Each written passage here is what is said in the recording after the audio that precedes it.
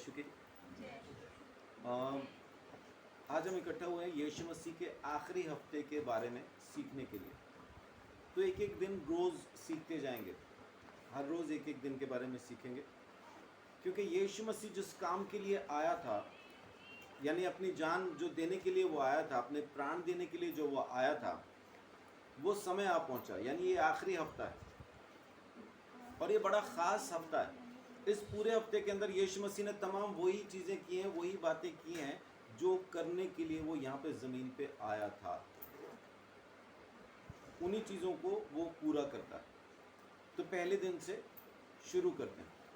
हफ्ते का पहला दिन यानी पाम संडे, यीशु मसीह जिस सामर्थ के साथ, जिस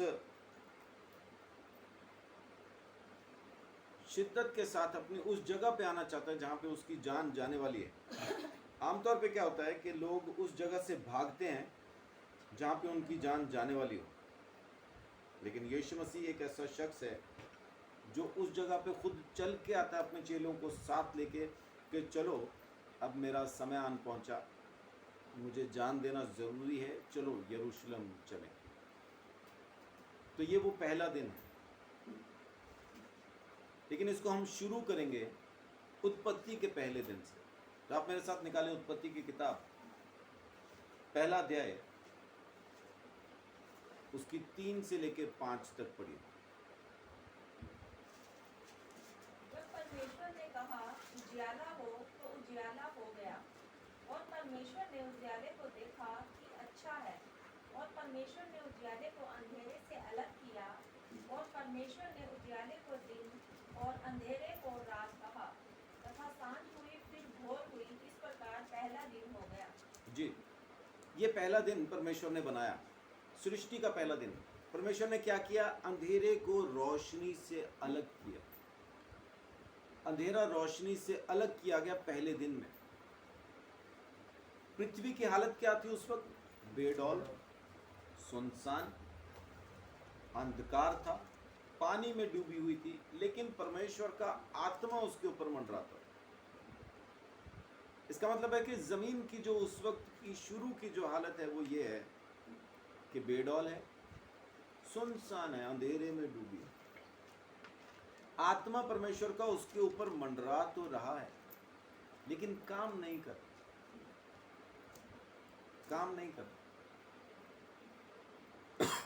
जैसा ही परमेश्वर ने अपने वचन को भेजा, जैसा ही परमेश्वर ने अपना वचन कहा उजियाला हो, अब काम शुरू होता।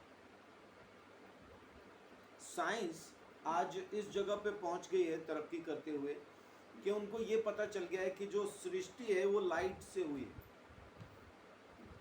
रोशनी से सृष्टि हुई है। लाइट को उन्होंने जब तोड़ना शुरू किया, जब उसके सबसे छोटे कंपोनेंट्स पे वो पहुंचे, तो उन्होंने पाया कि लाइट जो है वो 2 आवाज़ों की बनी हुई है।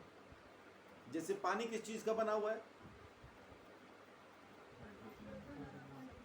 2 हाइड्रोजन और 1 ऑक्सीजन।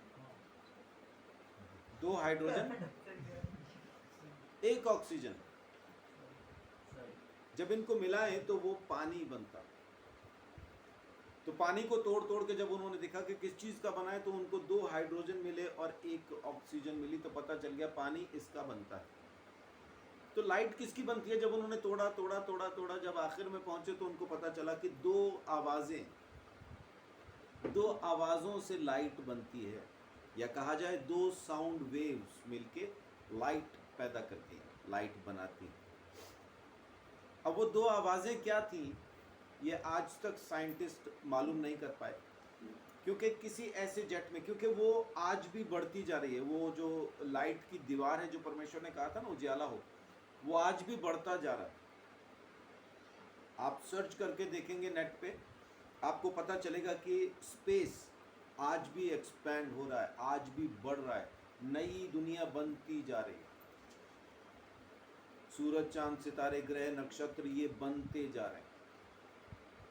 और साइंस आज इस नतीजे पे पहुंची कि अगर किसी ऐसे जेट में बैठ के जो लाइट स्पीड से भी तेज हो, उस उसमें बैठ के या किसी टाइम मशीन में बैठ के वहां पहुंच जाए जहां पे अभी ये दीवार नहीं पहुंची, ये रोशनी अभी उस जगह पे नहीं पहुंची है, वहां पे अगर वो पहुंच जाएं तो अंधेरे में जब ये खड़े हो जाएंगे और ये रोशनी की दीवार जब इनको टकरा के गुजरेगी उस वक्त इनको वो दो आवाजें सुनाई देंगी कि वो दो शब्द क्या हैं।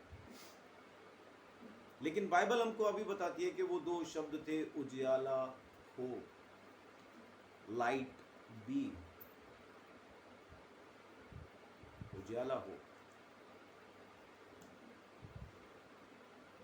आज भी परमेश्वर का कहा हुआ वो शब्द रुक नहीं रहा, वो बढ़ता ही जा रहा है। और यीशु मसीह के बारे में बाइबल कहती है कि हर एक चीज उसी वचन के द्वारा, परमेश्वर के वचन के द्वारा ही बनी है। और साइंस भी आज यही कह रही है कि वचन के द्वारा ही रोशनी बनी और रोशनी के द्वारा सृष्टि हुई।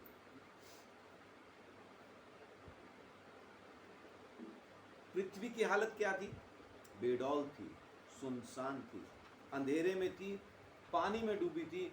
परमेश्वर का आत्मा वहां पे मंडरा रहा था। लेकिन हालात उस वक्त बदल गए जब परमेश्वर का वचन आया।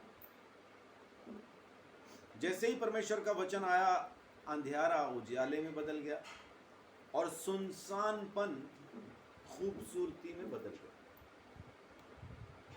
वो जो सुनसान थी, पानी में डूबी थी, आज एक खूबसूरत जमीन बन गई, नजारे बन गए, पहाड़, पेड़, जानवर, इंसान बन गए।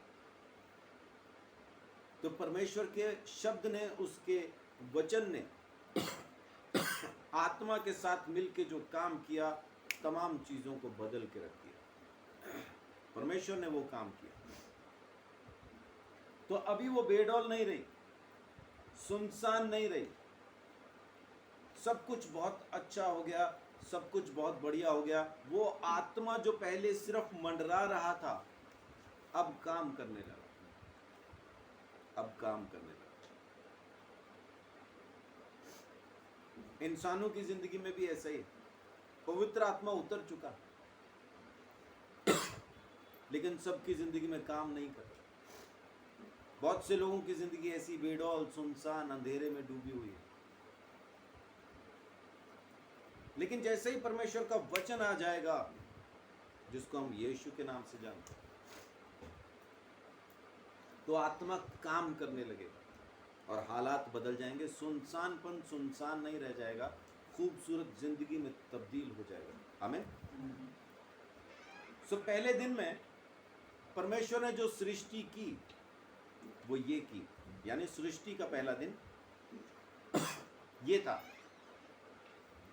समझने के लिए याद रखिएगा, क्योंकि आगे ये कनेक्ट होगा। तो पहले दिन में परमेश्वर ने क्या किया?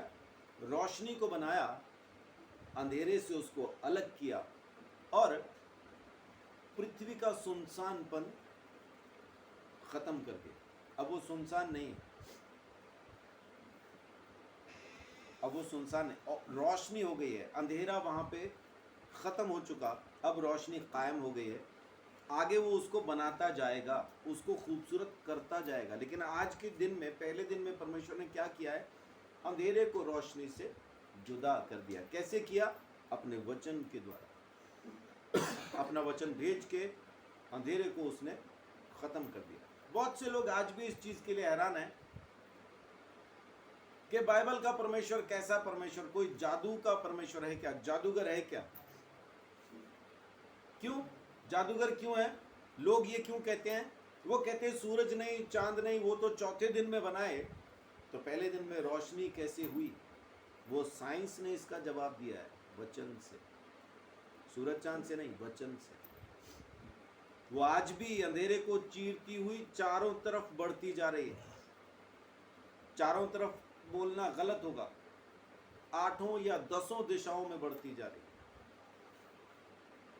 क्योंकि इधर भी और इधर भी बढ़ रही है। वो हर तरफ को बढ़ती जा रही है। और जैसे जैसे बढ़ती जा रही है, अंधेरा खत्म हो रहा है और सृष्टि होती चली जा रही है। आसमान, स्पेस, अंतरिक्ष आज भी बनता जा रहा है, नया बनता जा रहा है, बनता ही जा रहा है। अब आप आए मेरे साथ प्रकाशित वाक्य। प्रकाशित वाक्य 5 अध्याय के अंदर आपको 7 मोहरों के बारे में एक व्याख्या मिलती है, एक किताब के बारे में पता चलता है। जल्दी से पढ़ दीजिए 5 अध्याय पहली आयत से लेकर 5 तक। जो सिंहासन पर बैठा था, मैंने उसके दाहिने हाथ में एक पुस्तक देखी जो भीतर और बाहर लिखी हुई थी, और वह 7 मोहर लगाकर बंद की गई थी। फिर मैंने एक बलवंत स्वर्गदूत को देखा जो ऊंचे शब्द से यह प्रचार करता था, इस पुस्तक के खोलने और उसकी मोहरें तोड़ने के योग्य कौन है? परंतु ना स्वर्ग में, ना पृथ्वी पर, ना पृथ्वी के नीचे कोई उस पुस्तक को लिखने, खोलने या उस पर दृष्टि डालने के योग्य निकला। जी। तब मैं फूट फूट कर रोने लगा, क्योंकि उस पुस्तक के खोलने या उस पर दृष्टि डालने के योग्य कोई न मिला। इस पर उन प्राचीनों में से एक ने मुझसे कहा, मत रो, देख, यहूदा के गोत्र का रहस्य जो दाऊद का मूल है, उस पुस्तक को खोलने और उसकी 7 मोहरें तोड़ने के लिए जयवंत हुआ है। आमीन। कौन जयवंत हुआ है? यहूदा के गोत्र का वो शेर, वो शेरे बबर। ये 7 मोहरें ऐसी कौन सी हैं जिनका तोड़ा जाना बहुत ही जरूरी था? अगर ना टूटती तो यूहन्ना रोने लगा। उसको कहां कहां कोई नहीं मिला? स्वर्ग में कोई नहीं मिला, पृथ्वी पे कोई नहीं मिला, पृथ्वी के नीचे कोई नहीं मिला, अधोलोक में कोई नहीं मिला। उसको तीनों लोक दिखा दिए परमेश्वर ने, स्वर्ग लोक, मृत्यु लोक, और कहते हैं जैसे कि पाताल लोक, जिसको हम अधोलोक कहते हैं। इन तीनों लोकों में उसने देख लिया, उसको मिला नहीं। कारण क्या मिला? क्यों नहीं? क्योंकि जिसने उन मोहरों को तोड़ा वो उसके पीछे खड़ा। स्वर्ग में ही था लेकिन उसके पीछे था, तो उसको दिखा नहीं कोई भी, स्वर्ग में भी कोई नहीं नजर आया। तो ऐसी कौन सी मोहरें हैं? ये बहुत जरूरी हैं, जिनका टूटना जरूरी था। ये वो मोहरें हैं, ये वो कागजात हैं, ये वो दस्तावेज हैं जो जमीन के गुनाह के, जमीन के पाप के दस्तावेज, मेरे और आपके गुनाह के दस्तावेज। जब तक इनका दाम चुकाया नहीं जाएगा ये किताबें खोली नहीं जाएंगी। इनका दाम चुकाया जाना बहुत जरूरी था। जब तक ये दाम चुकाया न जाए तब तक इनको कोई खोल नहीं सकता। क्योंकि पुराने नियम के अंदर जब आप पढ़ते हैं तो जब कोई किसी की चीज को गिरवी रखता था तो 2 तरह के दस्तावेज बनाए जाते थे। एक दस्तावेज जो कि खुला होता था, जिसमें शर्तें पढ़ सकते हैं आप, और दूसरा दस्तावेज मोहर बंद होता था। तो जैसे जैसे उन शर्तों को पूरा किया जाता था वैसे वैसे ये मोहरें खोली जाती थी। और जब तक ये मोहरें खोल न दी जाएं, जब तक ये मोहरें पूरी तरह से खुले ना, तब तक वो दाम चुकाया नहीं जाता था, उसको दूसरे के हाथ में दिया नहीं जाता था। यिर्मयाह 32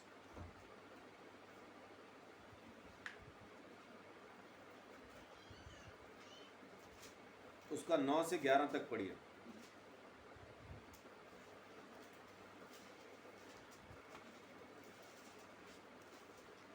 इसलिए मैंने उस अनातोत के खेत को अपने चचेरे भाई हनमेल से मोल ले लिया है, और उसका दाम चांदी के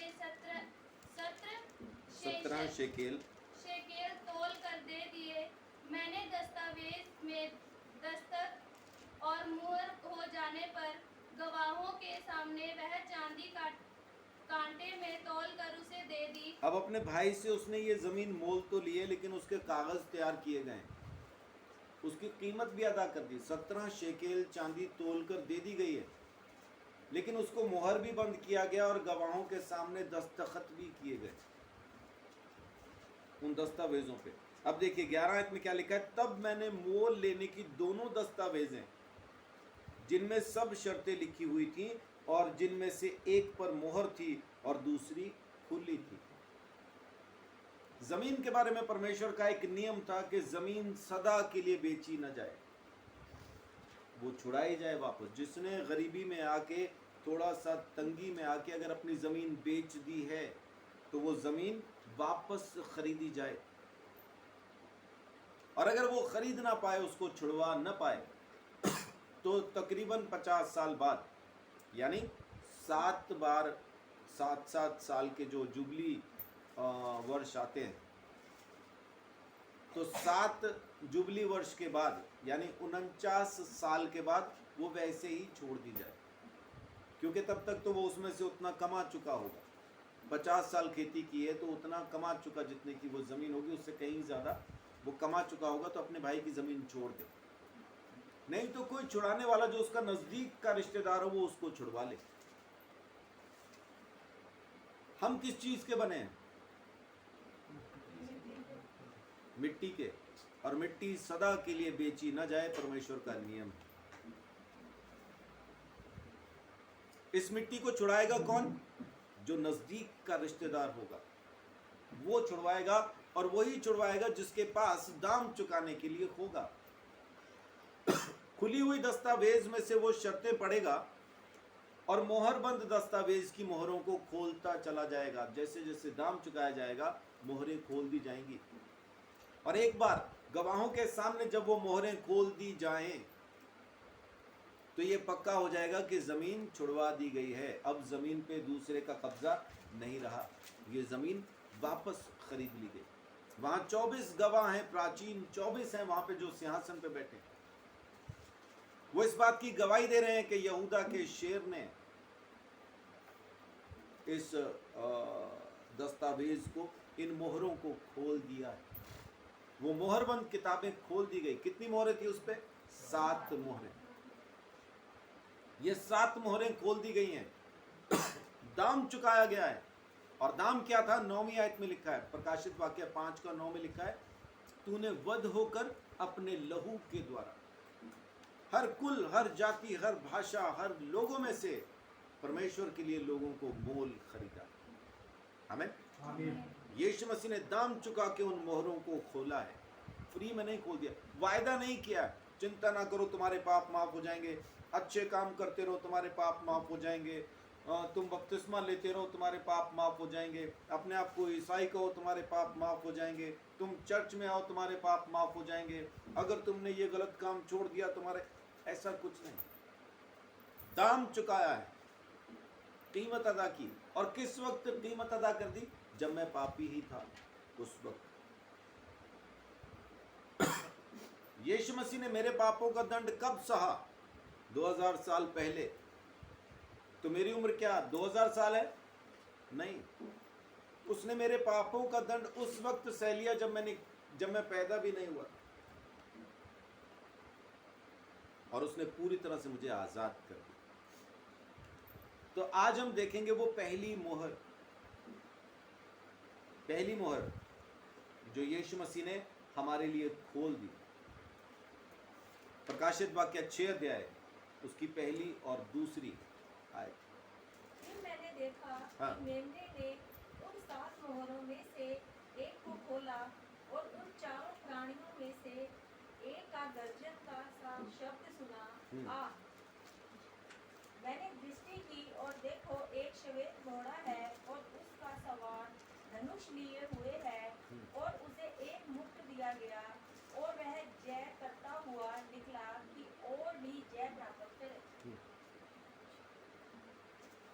अब इसके हाथ में जो धनुष है, ये कौन दिखाई दे रहा है आपको? कौन लग रहा है कौन होगा ये घोड़े का सवार? सफेद कपड़े पहने हुए, हाथ में धनुष लिए हुए, जय करता हुआ आ रहा है, ताकि और भी जय करे। कौन लग रहा है आपको? लग रहा है ना? है नहीं पर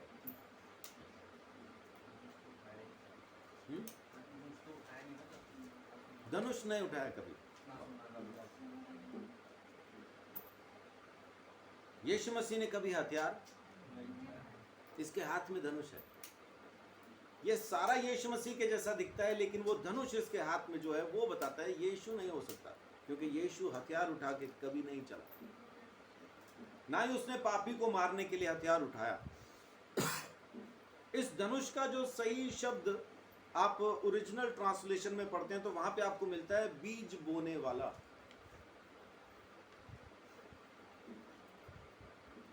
तो परमेश्वर ने पहले दिन में सृष्टि में क्या किया था? अंधेरे में से रोशनी को अलग किया था। लेकिन अब ये मोहर जो कि दंड की मोहर है, जो कि हमारे खिलाफ मोहर थी, इसका दाम चुकाया ना यीशु ने। तो क्या चीज का दाम चुकाया? कि एक और आएगा जो कि वैसा ही सुसमाचार सुनाएगा, लेकिन वो परमेश्वर की तरफ से नहीं होगा, ताकि वापस अंधकार में लेके जा सके। ये पहली मोहर यीशु मसीह ने हमारे लिए खोली ताकि हम सुसमाचार को सुन सके, यीशु मसीह को स्वीकार कर सके। लेकिन शैतान जो कि वहां पे वैसा सा ही भेष धर के, यीशु मसीह का सा भेष धर के हमें दोबारा से अंधकार में लेके जाना चाहता है। यीशु मसीह का जिक्र आता है फिर दोबारा से 19 अध्याय में 11 से लेके 13 तक पढ़ेंगे तो वहां पे 19 का 11 से 13 आपको मिलेगा कि एक घुड़सवार है, लेकिन खून छिड़का हुआ वस्त्र पहने हैं, न्याय करता है, धर्म से न्याय करेगा, और उसका नाम परमेश्वर का वचन है। वो यीशु मसीह है। उसके हाथ में भी हथियार नहीं है, धनुष नहीं। तो पहली मोहर जो यीशु मसीह ने हमारे लिए खोली, पहली जो चीज जिसके लिए यीशु मसीह ने दाम चुकाया, वो था सुसमाचार प्रचार हम तक पहुंच सके। मेरा ख्याल 2 कुरिन्थियों 4:4 में लिखा है कि इस संसार के ईश्वर ने, है तो कुरिन्थियों 4:4 पहला है कि दूसरा, वो थोड़ा देखिए।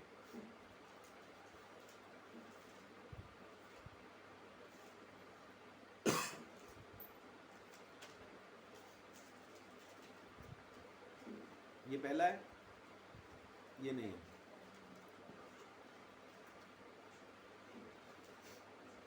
दूसरा कुरिन्थियों 4:4।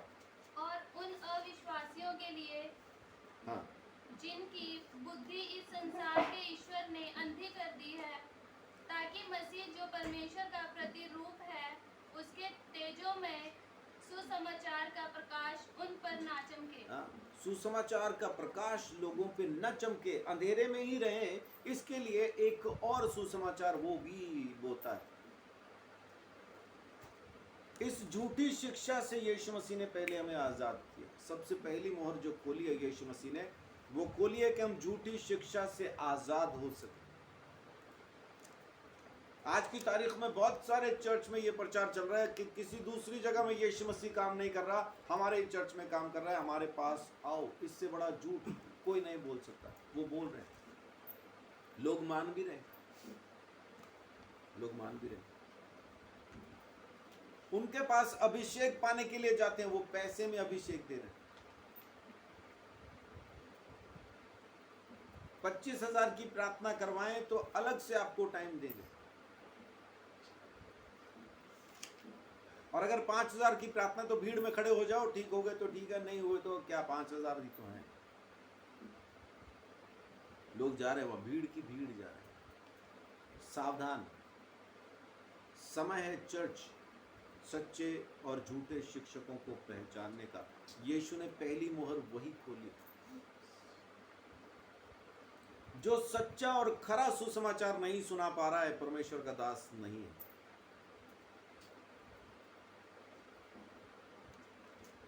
जो सच नहीं सिखा पा रहा है, वो परमेश्वर का दास नहीं। सच सिखाना, उसकी खुद की जिंदगी कैसी, उस पर नहीं चले जाना, क्योंकि यीशु मसीह कोई नहीं है जमीन पे। बहुत से लोग इसीलिए ठोकर खा जाते हैं, पास्टर खुद तो ये कर रहा है, वो तो वो कर रहा है। शिक्षा की बात करना, दिल का डॉक्टर खुद भी हार्ट अटैक से मर जाता है, तो इसका मतलब ये नहीं कि उसको दिल के बारे में, दिल की बीमारी के बारे में पता कुछ नहीं था। उसको मालूम था, लोगों का इलाज किया, लोगों को चंगा किया, खुद अटैक से मर गया, है ना। बहुत बार सुनने का आता है ना, डॉक्टर साहब बड़े अच्छे थे, दूसरों का कैसा इलाज किया, खुद हार्ट अटैक से मर गए, है ना। दूसरों को कैसे बचा लिया, खुद मर गया। वो दिक्कत नहीं, लेकिन शिक्षा बताएगी आपको कि वो सही है या गलत। शिक्षा, उस पर ज़रूर ध्यान दीजिए। अब आते हैं यरूशलेम में। यीशु मसीह प्रवेश कर रहा है यरूशलेम के अंदर, पहला दिन है ना, और पूरे गाजे बाजे के साथ लोग उसके सामने खजूर की डालियां बिछा रहे हैं, नए कपड़े बिछा रहे हैं, लोग नारे लगा रहे हैं, होशन्ना होशन्ना, नारे लगा रहे हैं परमेश्वर के नाम के, यीशु मसीह के नाम के, और बोल रहे हैं धन्य है वो जो प्रभु के नाम से आता है, धन्य है वो जो लादू के बच्चे पर, गधी के बच्चे पर सवार होके आता है। ऐसा उसके बारे में कह रहे हैं। यीशु मसीह अपनी मौत से डर के भाग नहीं रहा है, वहां पे आ रहा है जहां पे उसको मरना है। मरकुस 11 अध्याय, ये पहला दिन शुरू हो रहा है अभी, और कौन से अध्याय से शुरू हो रहा है? मरकुस में 11 अध्याय। और वैसे कितने अध्याय है मरकुस के अंदर? नहीं पता? हाँ जी, 16। देख के तो कोई भी बताएगा।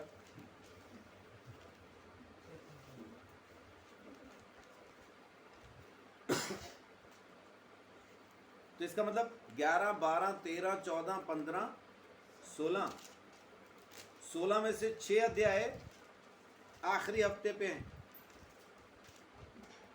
मती में यही चीज 21वें अध्याय में लिखी है। मती में कितने अध्याय हैं? 21, 22, 23, 24, 25, 26, 27, 28, 8 अध्याय उसके हैं। 28 में से 8 अध्याय उधर हैं। 16 में से कितने इधर थे? 6। 28 में से कितने हो गए? 14। ठीक है। और लूका में 19 से शुरू होता है। लूका में कितने अध्याय हैं?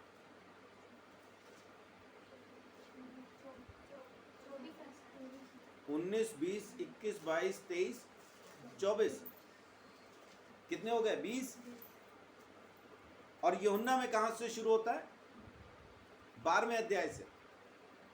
हैं कितने?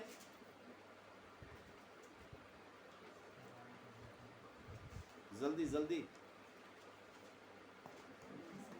हाँ जी, कितने हैं? कौन बोला? कौन बोला? कुलदीप बहन। हाँ, 21 हैं। 12, 13, 14, 15, 16, 17, 18, 19, 20, 21, 10 ये हैं। कितने हो गए? और नए नियम के अंदर इन चारों सुसमाचारों में टोटल चैप्टर कितने हैं? 89। 89 में से आखिरी हफ्ते पे कितने हैं? 30। 89 में से कितने हैं? 30। तो परसेंटेज क्या बनी मुकेश भाई? 30%। Very good. कितनी? 32। यानी 100 में से 32% यीशु मसीह के आखिरी हफ्ते के बारे में ही लिखा हुआ है। इसलिए बहुत ज्यादा महत्वपूर्ण हफ्ता है। 100 बातें कही अगर यीशु के बारे में, उसमें से 32 बातें आखिरी हफ्ते की हैं। 89 चैप्टर में से 32 चैप्टर्स आखिरी हफ्ते पे। तो इसलिए ये महत्वपूर्ण है। यीशु मसीह प्रवेश कर रहा है। मरकुस 11 अध्याय 1 से लेके 11 तक। जब वे यरूशलेम के निकट जैतून पहाड़ पर बेतफगे और बेतनिय्याह के पास आए, तो उसने अपने चेलों में से 2 को यह कहकर भेजा, सामने के गांव में जाओ और उस वे पहुंचते ही एक गधी का बच्चा जिस पर कभी कोई नहीं चढ़ा बंधा हुआ तुम्हें मिलेगा, उसे खोल लाओ। अभी यहाँ पे कहानी जो है वो आपको ये समझ में आएगी कि वो गधी का बच्चा खोल लाओ। कोई कहे क्यों खोल रहे हो, तो कहना प्रभु को इसका प्रयोजन है। और जब गए चेले, उन्होंने जाके गधी के बच्चे को खोला। लोग पूछ रहे क्यों खोल रहे, तो बोल रहे प्रभु को इसका प्रयोजन है। अच्छा ले जाओ। क्यों ले जाने दिया? क्योंकि यीशु मसीह ने कह दिया था। उसका वचन आज भी काम करता है। जब वो कह दे कि अगर कोई रोके तो ये कहना वो तुझे ले जाने देंगे, तो जैसे उन्होंने कहा यीशु को चाहिए, उन्होंने ले जाने दिया। लोगों ने खजूर की डालियां उसके सामने बिछाई। ऐसा क्या हो गया था? गधी के बच्चे पे क्या कोई पहली बार बैठ रहा था? ऐसा क्या हो गया? क्या यीशु मसीह पहली बार यरूशलेम में जा रहा था? फिर ऐसा क्या हुआ कि लोग खजूर की डालियां बिछाने लगे, नए कपड़े बिछाने लगे, होशन्ना के नारे लगाने लगे? फिर क्या हो गया था? क्योंकि यीशु मसीह का समय आ पहुंचा। सारी सृष्टि को पता था कि यह समय आ पहुंचा। वो जितनी भविष्यवाणियां लिखी हैं अब उनको अपने आप पूरा होना था, क्योंकि परमेश्वर ने कहा था कि ये होगा। परमेश्वर ने कहा था ये होगा। तो यीशु मसीह ने उस भविष्यवाणी को पूरा किया। गधी के बच्चे पर बैठ के उसने प्रवेश किया। लोगों ने होशन्ना के नारे लगाए। यहाँ पे भी एक भविष्यवाणी पूरी हुई और उसके बाद वो यरूशलेम के अंदर प्रवेश कर गया, नगर में प्रवेश कर गया। 2 भविष्यवाणियां यहाँ पे उसने पूरी कर दी। 4 और 5 में क्या लिखा है? 4-5 में उन्होंने जाकर उस बच्चे को द्वार के पास जो चौक में बंधा हुआ था खोल के कहा, क्यों चाहिए? क्योंकि प्रभु को ये चाहिए। गधी के बच्चे पे उसको बैठ के आना था, तो गधी का बच्चा वहां पे उनको मिल गया। और 9वीं आयत में लिखा है, जो उसके आगे आगे जाते और पीछे पीछे चले आते थे, पुकार पुकार कर कहते थे, होशन्ना, धन्य है वह जो प्रभु के नाम से आता, हमारे पिता दाऊद का राज्य जो आ रहा है, धन्य है आकाश में होशन्ना। ये भजन संहिता 118 के अंदर ये भविष्यवाणी, भजन संहिता 118 का 25-26 यही कहता। इस भविष्यवाणी को यीशु मसीह ने पूरा किया। लेकिन प्रभु यीशु मसीह ने यहाँ पे एक और चीज की। आप देखिए लूका 19 में, यहाँ पे मरकुस में नहीं लिखा, लेकिन लूका 19 के अंदर ये बात वहां पे दर्ज की गई है।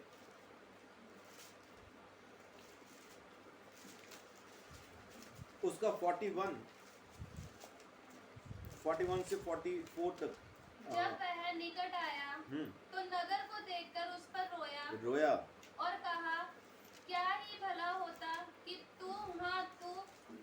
तू ही इसी दिन में कुशल की बातें जानता, परंतु अब वे तेरी आंखों से छिप गई है, क्योंकि वे दिन तुझ पर आएंगे कि तेरे बैरी मोर्चा बांधकर तुझे घेर लेंगे और चारों ओर से तुझे दबाएंगे। हाँ, अभी नगर को देख के रो रहा है। क्यों रो रहा है? क्योंकि उसको पता है कि ये लोग मुझे नहीं पहचान पा रहे। उनके अंधेपन पे रो रहा है, उनके अंधेरे पर रो रहा है। यीशु कौन आया जब नगर के निकट? ये वही समय है जब वो गधी के बच्चे पे बैठ के आ रहा है। मरकुस में ये बात नहीं लिखी, इसलिए लूका में पढ़वा रहा हूं। समय वही है। देखिए थोड़ा सा समझ लीजिए इसको। अभी तो मैंने बताया लूका 19 से शुरू हो जाता है। लूका 19 उसकी वो देखिए 33rd आयत में क्या लिखा है। जब वे गधे के बच्चे को खोल रहे थे, मालिकों ने उनसे पूछा, इस बच्चे को क्यों खोलते हो? तो अभी वो उस गधे के बच्चे पे बैठ के आ रहा है। ये 19 अध्याय ही है। और जब वो नगर के निकट आया तो रो पड़ा नगर को देख। क्यों रो पड़ा? क्योंकि आत्मा है वहां। लोग होशन्ना होशन्ना कर रहे हैं, उनको आत्मा की वो आवाज सुनाई दे रही है, इसलिए यीशु के सामने खजूर की डालियां बिछा रहे हैं, कपड़े बिछा रहे हैं। और ये लोग कौन लोग हैं? जो आज से 5 दिन के बाद उसको सूली पे चढ़ा देंगे। ये वही लोग हैं जो आज उसको धन्य परमेश्वर, धन्य प्रभु कह रहे हैं। 5 दिन बाद सूली चढ़ा देंगे। नहीं पहचान पा रहे उसको कि असल में वो कौन है। आत्मा है वहां, लेकिन उनके आत्मिक अंधेपन की वजह से, उनके आत्मिक अंधकार की वजह से काम नहीं हो रहा। यीशु रोया उनकी इस बात पर। यीशु रोया।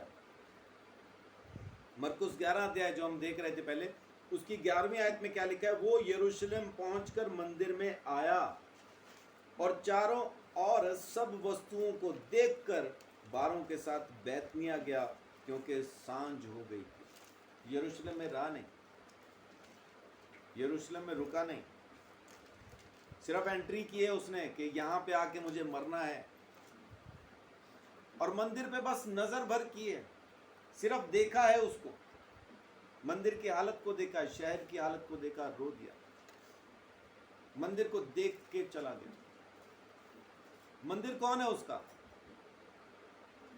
आज की तारीख में मंदिर कौन है? मैं हूं, आप हैं, हम सब उसका मंदिर है। और मंदिर को सिर्फ देखा है उसने, आज खाली देखा है मंदिर को, कुछ नहीं किया, और शहर से वापस लौट गया। शहर को देख के रो रहा है, क्योंकि वो बेडौल है, सुनसान है, अंधेरे में डूबा है। आत्मा तो है वहां, लेकिन परमेश्वर का वचन नहीं है, परमेश्वर का वचन नहीं, क्योंकि यीशु ठहरा नहीं यरूशलेम में, वापस बैतनिया को चला गया। सांझ हो गई, बैतनिया चला गया, यरूशलेम में नहीं रुका। अगले दिन फिर वापस आएगा, लेकिन इस बार गधी के बच्चे पे नहीं बैठेगा, जैसे पहले आता था वैसे ही आएगा। ना ही लोग डालियां बिछाएंगे, ना ही लोग होशन्ना के नारे लगाएंगे। आज ही लगाए, क्यों लगाए नहीं समझ में आता। अचानक से शहर के लोगों को क्या हो गया? अचानक से उनके मन में ये क्या आ गया कि डालियां बिछाएं, कपड़े बिछाएं, होशन्ना के नारे लगाएं? अचानक से क्या हो गया? ये परमेश्वर का काम है। जब यीशु मसीह अपना काम पूरा करने पे आता है, तो ऐसे ही मेरे जैसे भी होशन्ना के नारे लगाते हैं, मेरे जैसों को भी आत्मा की समझ में आने लगती है, मेरे जैसे गधे भी फिर उसकी सवारी हो जाते हैं। आत्मा को जब आप सुनना, समझना और पहचानना शुरू करेंगे, तो आप भी यीशु मसीह के स्वागत में न सिर्फ खजूर की डालियां बिछाएंगे, न सिर्फ नए कपड़े बिछाएंगे, बल्कि अपना मन भी उसको बदल के, तब्दील करके मन भी बिछा देंगे। और तब वो आपकी सोच में, जहन में राज करेगा, आपकी सोच पे बैठ के वो काम करेगा। यरूशलेम में आया, खाली मंदिर को देखा, कुछ नहीं किया, चला गया। कल जब हम दूसरा दिन देखेंगे ना, तब मैं बताऊंगा कि उसने फिर मंदिर में क्या किया, मंदिर का क्या किया, कल बताऊंगा, क्योंकि आज किया नहीं कुछ यीशु ने, इसलिए बता नहीं रहा। तो उत्पत्ति का पहला दिन यीशु ने क्या किया, परमेश्वर ने क्या किया? अंधेरे को रोशनी से जुदा किया। पहली मोहर कौन सी खोली? झूठी शिक्षा को अलग किया, सच्ची शिक्षा को अलग किया, झूठे शिक्षक को निकाल दिया, दाम चुका दिया झूठी शिक्षा का, ये नहीं चाहिए, उससे आजाद कर लिया। सबसे पहली चीज, हम शैतान के कब्जे में कब तक हैं? जब तक शिक्षा गलत है। चाहे आप मंदिर में आते रहो, चाहे आप मस्जिद में आते रहो, चाहे आप गुरुद्वारे में आते रहो, चाहे आप चर्च में आते रहो, शिक्षा गलत है तो शैतान के कब्जे में। दाम चुकाया यीशु मसीह ने उस झूठी शिक्षा का, यूं ही नहीं छुड़वा दिया, दाम चुकाया, तब आजाद किया। और तीसरा, मंदिर, वो यरूशलेम में आया जयवंत की तरह, लोगों ने स्वीकार किया, एक्सेप्ट किया, बुलाया, लेकिन यीशु रो दिया। क्यों? क्योंकि उनकी हालत वैसी नहीं थी, वो यीशु मसीह को जानते नहीं थे। ये तमाम चीजें उसने की, लेकिन अब समय आ चुका उसका दाम चुकाने का। मोहर जो खोली गई है, उसका दाम चुकाया। और दाम क्या था? यीशु मसीह का लहू। और लहू कहां बहाया उसने? सूली के ऊपर, उस कलवरी क्रूस के ऊपर उसने वो दाम चुकाया, खून बहाया। तो आए अब यीशु मसीह की उस सूली के पास चलते। पहला कलमा क्या कहा यीशु मसीह?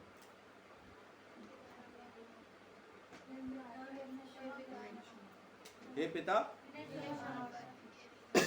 इन्हें क्षमा कर, क्योंकि ये नहीं जानते क्या कर रहे हैं। ये पहला दंड, पहला कलमा जो उसने सजा सहते हुए सूली के ऊपर कहा, हे पिता, इन्हें माफ कर। लूका 23 का 34। हे पिता इन्हें माफ कर क्योंकि ये नहीं जानते कि ये। ऐसा क्यों कहा यीशु मसीह ने? क्योंकि वो सच में यीशु को प्रभु है करके नहीं पहचान पा रहे थे। इसीलिए उसको सूली पर चढ़ा के उन्होंने मार दिया। और ये क्यों नहीं पहचान पाते हैं लोग कि यीशु ही प्रभु है? झूठी शिक्षा की वजह से, परंपराओं की वजह से, मानसिकता की वजह से, इंसान के बनाए हुए धर्मों, जातियों की वजह से। और ये इंसान को किसने सिखाया होगा धर्म बना ले, जात बना ले? जाहिर सी बात है कि कोई ऐसी पार्टी होगी जो नहीं चाहती होगी कि हम किसी भी तरह से परमेश्वर के पास वापस आए। सुलेमान के बाद जब राज्य 2 हिस्से हो गया, सुलेमान के बेटे का नाम रहोबियाम। रहोबियाम के समय पे जब उसने टैक्स कम नहीं किया, जवानों से सहमति, जब जवानों से सम्मति ली उसने, तो जवानों ने क्या कहा? और बढ़ा दे, और बढ़ा दे। ये लोग बहुत ज्यादा मोटे हो गए हैं, टैक्स और बढ़ा दे। तेरा बाप तो अच्छा आदमी था, दयालु था, इनके ऊपर टैक्स ज्यादा नहीं लगाया। लेकिन बुजुर्गों ने क्या उसको सम्मति दी थी? टैक्स कम कर दे। उसने बुजुर्गों की नहीं सुनी, जवानों की सुन के टैक्स बढ़ा दिया। विद्रोह हो गया। 12 में से 10 गोत्र उससे अलग हो गए। कहा जाए तो उसके पास से दूसरे में से भी आधे चले गए। तो 1.5 गोत्र रह गया बस इसके पास। और जो लेके अलग हुआ था वो कौन था? यारोबाम। ये था रहोबियाम, वो था यारोबाम। यारोबाम जब अलग हुआ तो उसने इजराइल बना लिया। और इसके पास कौन सा इलाका रह गया? जो यहूदा कहलाता। यहूदा इसके पास रह गया, क्योंकि यहूदा का गोत्र और आधा एक और गोत्र, मेरे हिसाब से मुझे जहां तक याद है, बिन्यामीन का आधा गोत्र इसके पास रह गया। बाकी सब अलग हो गए, बाकी अलग हो गए। तो यारोबाम ने क्या किया? यारोबाम ने 3 जगहों पे बाल देवता की मूर्तियों को खड़ा करवा दिया। 3 या 2, मेरा ख्याल 2, एक ऊपर के हिस्से में, एक नीचे के हिस्से में। बाल देवता की मूर्तियों को क्यों खड़ा करा दिया? ताकि ये लोग यरूशलेम जाके सजदा न करें, यहोवा के पास मंदिर में न जाएं। अगर ये वापस वहां पे जाते रहे तो एक दिन फिर दोबारा उसी राजा के हो जाएंगे। तो रहोबियाम से अलग करने के लिए उनको नए देवता दे दिए, बाल देवता। ऐसा ही किसी और पार्टी ने भी किया। परमेश्वर से जुदा करने के लिए हमें धर्म दिए, हमें जात दी, हमें रंग भेद दिया, बहुत कुछ दे दिया। यीशु मसीह ने पहली जो मोहर खोली है वो यही खोली कि हम झूठी शिक्षा से आज़ाद हों। और पहली चीज जो उसने सजा भुगतते हुए, दाम चुकाते हुए पहली चीज जो कही वो यही थी, हे पिता इन्हें माफ कर क्योंकि ये नहीं जानते कि क्या कर रहे हैं। हम अनजाने में झूठी शिक्षाओं में फंस जाते हैं और परमेश्वर से बहुत दूर हो जाते हैं। इसलिए यीशु मसीह ने पहली चीज वही की, हमें हमारी उस झूठी शिक्षा के दंड से उसने आजाद कर दिया। आज हमें बहुत सख्त जरूरत है ये चीज को समझने की कि शैतान आज भी वही धनुष लिए हुए परमेश्वर के वचन के खिलाफ बीज बोने की कोशिश करता है। दृष्टांत भी यीशु मसीह ने कहा कि किसी ने अच्छा बीज बोया, लेकिन रात रात में दुश्मन आके उसमें जंगली बीज बो गया। जब वो साथ में पैदा हुए तो उसके नौकर आके कहते हैं अब क्या करें, जंगली बीज भी साथ में पैदा हो गया है, वो भी साथ में ही बढ़ रहा है। तो मालिक ने कहा बढ़ने दो, अब इनको बढ़ने दो, साथ बढ़ने दो। लेकिन जब कटनी होगी, जब खत्ते में जमा करने की बारी आएगी, जब दाना अलग किया जाएगा तो भूसा अपने आप अलग हो जाएगा। तो ये जंगली बीज हमारे आसपास रहेगा, यीशु मसीह ने दृष्टांत में समझाया है। और ये कोई बाहर से आके नहीं बोएगा इसको, ये चर्च में बोया जाएगा, पास्टर बोएगा। इसलिए सावधान, आप कौन सा बीज पा रहे हैं, वो कौन सा बीज है जो आपके अंदर बोया जा रहा है। सावधान। मैंने आप लोगों को बहुत बार कहा है कि अगर आपको कभी मेरी शिक्षा ऐसी महसूस हो कि मैं बाइबल के खिलाफ बोल रहा हूं, दूसरा चर्च उसी दिन ढूंढ लेना। जिस दिन आपको लगे, जिस दिन मैं कह दूं आपको कि मुझे वचन आता है, उस दिन नया पास्टर ढूंढ लेना। मैं बहुत बार कहता हूं आपको, इसीलिए सावधान रहता हूं, क्योंकि बाइबल कहती है कुत्ते स्वर्ग राज्य में प्रवेश नहीं करेंगे। तो मैं चाहे कुछ भी, कैसी भी जिंदगी जी रहा हूं, लेकिन जब बाइबल प्रचार की, वचन के प्रचार की बारी आती है, जब शिक्षा की बात आती है, तो शिक्षा वैसी ही देने की कोशिश करता हूं जैसा बाइबल में लिखी है। फिर उसमें मिलाता नहीं कुछ, अपनी तरफ से कुछ मिलाने या निकालने की, डालने की कोशिश नहीं करनी। जो लिखा है वही लिखा है, क्योंकि वो सत्य कभी बदलेगा नहीं। तो पहला दाम यीशु मसीह ने चुकाया, झूठी शिक्षा से आज़ाद करने का, अंधेरे में से निकालने का। और अंधेरा खत्म कब होगा? जब वचन आएगा। नहीं तो इस संसार के ईश्वर ने बुद्धि को अंधा किया हुआ है, अंधेरा किया हुआ है। किस लिए?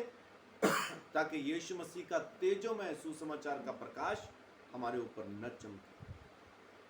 लेकिन वो रोशनी परमेश्वर के वचन से होती है, यीशु मसीह के द्वारा होती है। जब वो वचन आपकी जिंदगी में काम करेगा, जब वो वचन आप में चलना फिरना शुरू कर देगा, उठते बैठते सोते जागते आपकी सोच में, आपकी जबान पे परमेश्वर का वचन आ जाएगा, फिर आपको परमेश्वर का काम करने से कोई ताकत रोक नहीं सकती। फिर आपको खूबसूरत हो जाने से कोई ताकत रोक नहीं सकती। फिर ये मिट्टी बेडौल सुनसान नहीं रह जाएगी। तू जो छू जाए इस मिट्टी को, मेरे को ये गीत इसीलिए पसंद है, मैं अक्सर ये गीत गाता हूँ। तू जो छू जाए इस मिट्टी को, ये मिट्टी कुंदन, कुम्हार बने जिस बर्तन का, वो बर्तन दर्पण हो। और ये कब होगा? जब वचन आपको छुएगा, जब वचन आपके अंदर घूमने फिरने लगेगा, जब वचन आपके अंदर काम करने लगेगा। हमारे अंदर घूमता क्या है? गुस्सा, नफरत, चुगलियां, जलन, दूसरों के चरित्र को गिराना, यही घूम रहा है। और फिर नतीजा वही कष्ट, बीमारियां, परेशानी, कर्जा, झगड़े, बस वही है। वचन काम करेगा तो क्या होगा? जिंदगी खूबसूरत होती जाएगी। ना आपको पैसे की दिक्कत, ना किसी बात की कोई समस्या। कल मैं थोड़ा मजाक में कह रहा था कि कपड़े नए हैं, जेब में कुछ नहीं। आज परमेश्वर ने वो भी मेरी बोलती बंद कर दी। रीना अलमारी में कुछ कपड़े ठीक कर रही थी, पुरानी पैंट टंगी हुई उसमें, पता नहीं कब की, वो धुल के भी आ गई, प्रेस होके आ गई, अब वो उसको ठीक कर रही थी। उसमें से 1000 से ज्यादा रुपए उसमें से गिर गए। वो धुल के आ गई है, वो पड़े हुए उधर हारमोनियम पे पड़े हुए हैं अभी भी।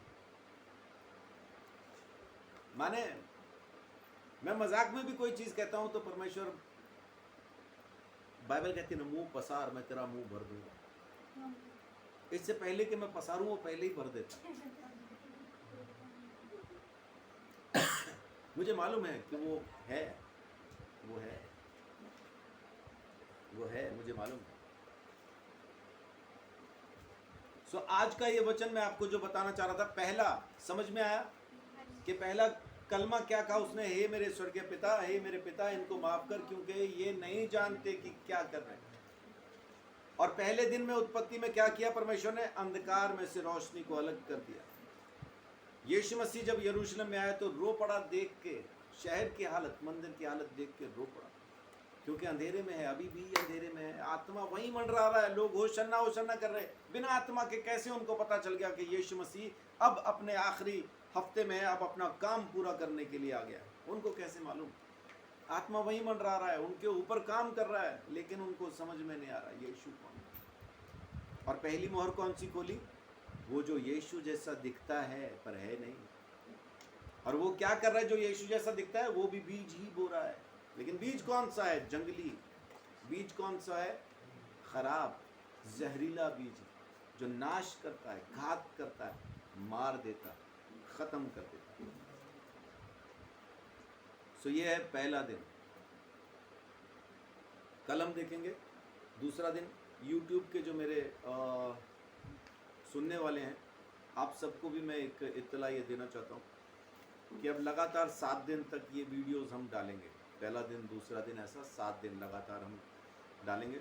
तो आपको कोशिश करें कि आप इस पूरी टीचिंग को देख पाएँ, और जिसके साथ आप शेयर करना चाहते हैं, आगे जो वचन सीखना चाहते हैं लोग, आप उनके साथ भी इसको शेयर करें ताकि परमेश्वर का अनुग्रह उन पर भी आने पाए। क्योंकि ये वचन है परमेश्वर का, और जो कोई परमेश्वर के वचन को आदर देता है, बाइबल कहती है परमेश्वर उसको सम्मान देता है।